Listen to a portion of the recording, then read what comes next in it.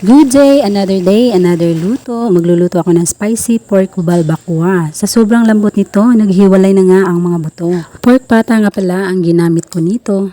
Ayan, at nilinis ko na yan isa-isa. Pakukuluan lang natin to, hindi muna tayo maglagay ng pampalasa.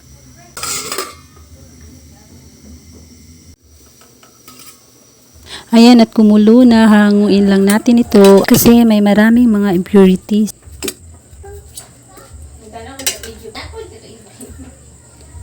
At huhugasan ng isa-isa para matanggal yung impurities.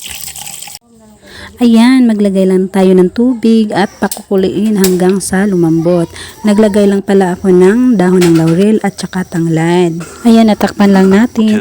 2,000 years later. Ayan, at malambot na ang ating pork pata. Pwede na natin tong hanguin. Gagamit ako ng buttermilk, tangkay ng tanglad, spring onion, sibuyas at saka ginger, ahos, bell pepper at saka sili. Gagamit ako ng pineapple tidbits, black beans, tomato paste at pork and beans at saka Sprite. Ilagay na natin ang buttermilk. Igisa na natin ang garlic.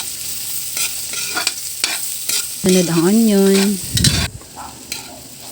And next ang ginger. Tangkay ng tanglad para alis lansa. Ilagay na natin ang ating pork pata. I-mix-mix lang natin na maigi. At ilagay na rin natin ang ating bell pepper, saka black beans, mix lang natin. Pagkatapos mahalo, ilagay na natin ang Sprite. Hindi natin yan uubusin at saka ilagay din natin ang ating pork broth. At saka mainit na tubig, pineapple, tidbits at ang ating tomato paste. Mix lang natin, karawin lang natin ng maigi para maghalo-halo. Maglagay na tayo ng asin, paminta powder at pampalasa. Ayan, at ilagay na rin natin ang ating pork and beans at saka sili, spring onion. Ayan. Simmer lang natin ito saglit. Ayan, at luto ng ating spicy pork balbacoa. Ang bango. Natatakam na ako. Sarap na kumain. Sauce pa lang, ulam na. At saka super lambot niya, guys. O, diba? Natatanggal na yung buto. Wow, sarap nito.